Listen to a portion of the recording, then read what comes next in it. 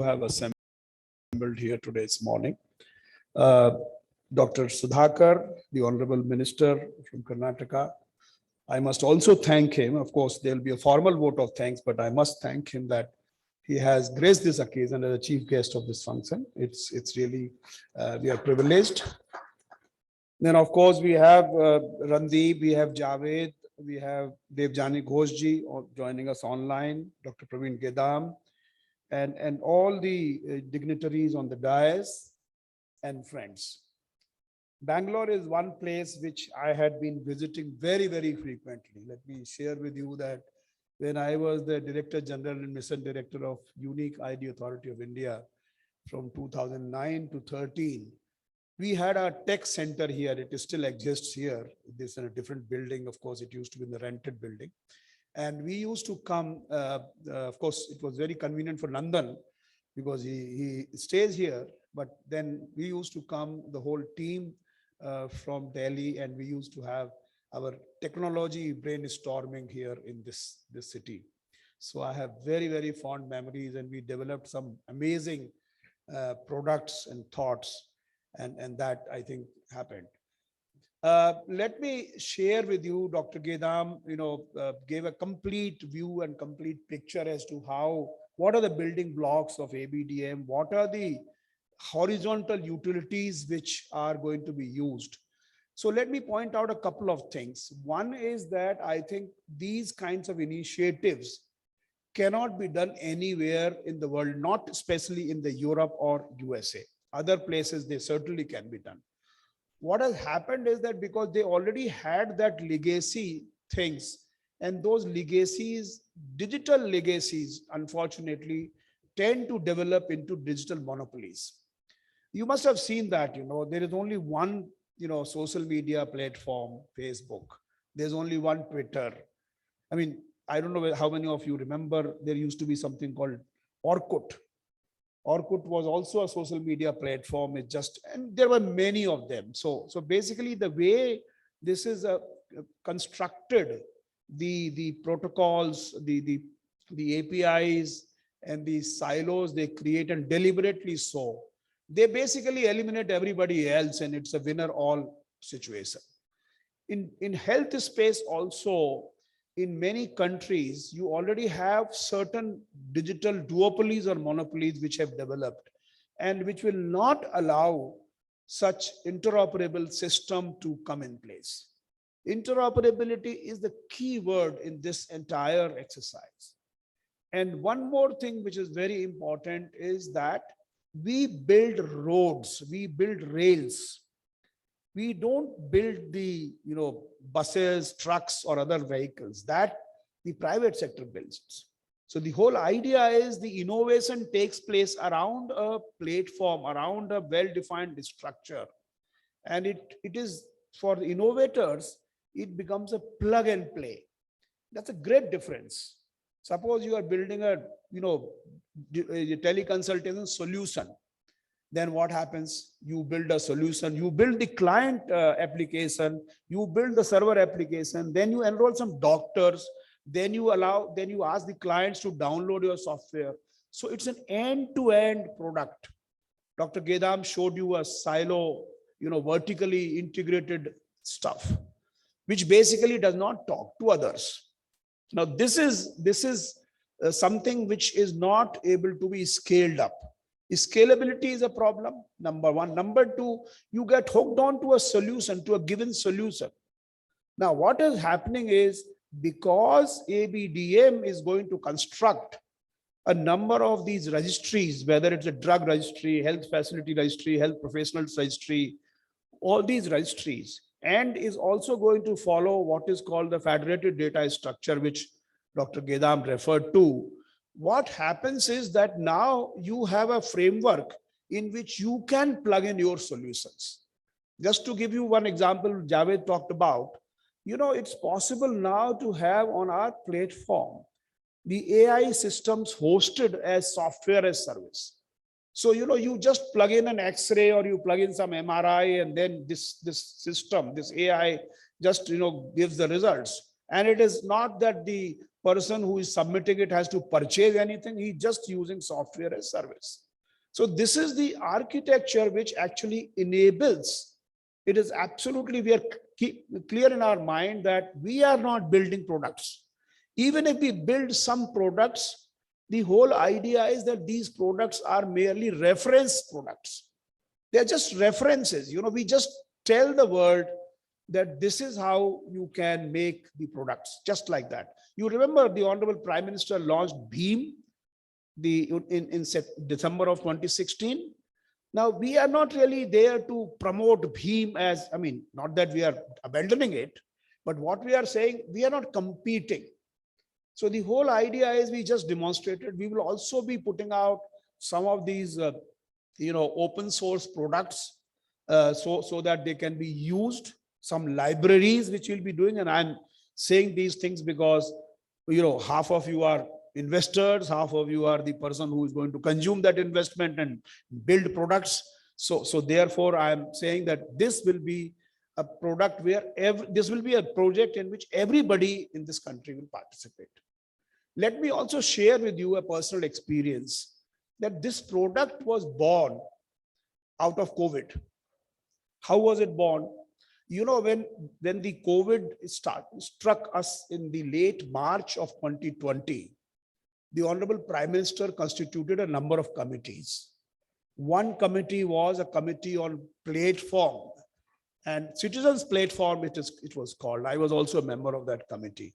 And Mr. N. Chandrasekhar of Tata Sons, Mr. Mahindra, they were all many principal scientific advisor, and everybody was a member. And we started thinking, what kind of platforms can be built? And this idea came that, look, there are a couple of things. One was the e-pass platform, where, because we were having a lot of restrictions on movements of people, and people thinking, yahan se udhar jana hai, to how do I have to have a pass? And that pass should be verifiable, that this is indeed a genuine pass and not a forged paper. So this was one thing. Another was that we were seeing, we were all, the meetings were taking place virtually. And the virtual meetings had become a norm during that period where we were not allowed to move from one place to another. And there we also realized that people were actually talking on WhatsApp to their doctors. They were making, calls to the doctors, on video calls to the doctor to show them symptoms, discuss with them. So the technology was pretty much being used in this communications relating to health space. People were giving their, prescriptions on WhatsApp, and then the drugs were being delivered in a contactless manner. So the idea was, can we, sort of building on these informal systems which are getting developed, can we weave this informal system into a formal architecture? And that's where the whole concept of National Digital Health Mission at that time, Open Health Systems Network, and these things were developed. So this is where it all started. And the Prime Minister on 15th of August 2020 announced from the ramparts of Red Fort the rollout in 6 union territories of the National Digital Health Mission. So this is where it started. And then, of course, it got piloted in these places. And finally, the Honorable Prime Minister launched this in September last year. So, and now we are all before you, sharing with you what building blocks we have created thus far and how we can, do more in order to ensure that India becomes a truly, digital, the whole space of health becomes digital. India has already leapfrogged in the digital space, and there is no doubt about it. It's not as if we are just trying to blow our own trumpet. The facts are there for everyone to see. The Prime Minister launched, he assumed the leadership of this country on 26th of May 2014. And in 2014 itself, in August, the cabinet, 20th August, I remember the date, I used to be Secretary of IT at that time. 20th of August 2014, the cabinet approved what is now very well known Digital India program. And the Digital India program had 3 broad areas. One was creating digital infrastructure as a utility to citizens. And that included digital connectivity and digital platforms and stuff like that. The second one was software and services on demand, riding on that digital infrastructure. And third was very, very important to make this whole thing inclusive, citizens empowerment. These were the three broad vision areas of Digital India. And the first digital infrastructure, imagine the situation in 2014. There were 2G all around the country, 2G, just 2G, and some people call 3G, and it was. Now you have 4G throughout the country. You had 900 or something odd phones at that time, 900 million. Now you have 1.2 billion mobile connections. You have 800 million internet connections, 600 million smartphones. This is where we are. And interestingly, the data rates in this country are the cheapest in the whole world. India is the only country where people are watching movies on a mobile phone, because the data of a movie, 1 GB, is going to cost you just 7 rupees. 7 rupees. Cost of 1 GB of data, mobile data in India is 7 rupees, as against this. I just checked the internet the other day. It is $12.34 US dollars per gigabyte. Now imagine 12.34 and 10 cents in converting that. So it's the cheapest data rate in the world. Then you have, the true amount of, the consumption of data is 12 gigabytes per person per month. I mean, this is humongous. This is the highest in the world. The networks of India, the mobile networks of India transport more data than the mobile networks, corresponding mobile networks of US and China put together. So this is what has happened in the digital connectivity space. Then, of course, digital identity, Aadhaar, and products built on top of that called, normally described as India stack. Then, of course, you have UPI, 6.9 billion transactions, as Praveen, 5.9 or 6.9? 5.9, as Praveen mentioned, last month. So this is all has happened. And therefore, we are in a position to really roll out these things. And it is absolutely nonsense to say that we are not good at adopting technology. You provide friendly technology to people, they adopt it. We adopted technology when then the calls were very costly. We actually innovated the concept of missed calls. We were giving missed calls and we were conveying messages through these missed calls like Morse code. So this is what we are very, very good at, actually using and adopting technologies. So this is very important for us to ensure that what we are doing now is really successful. We have done a number of horizontal artifacts, Aadhaar, digital locker, electronic KYC, authentication, e-sign, e-consent. All these things are there, which actually can be plugged into anything.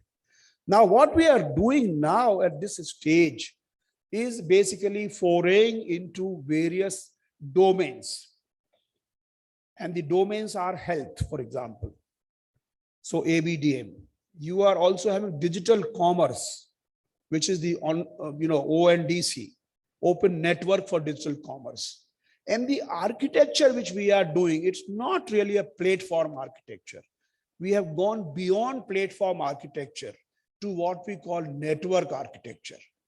And there is a fundamental difference. And just simply speaking, SMTP is a mail transfer protocol using which I can transfer. If I'm on a Gmail and Dr. Sudhakar is on, let's say, Rediff mail, I can transfer. I don't have to bother on what I just write the mail address and the mail goes. It goes because there is a well-defined protocol.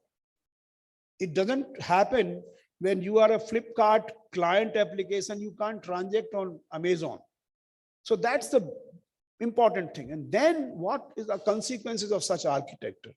The consequences of that architecture are that the winner takes all situation does not arise. It is there in telecommunication.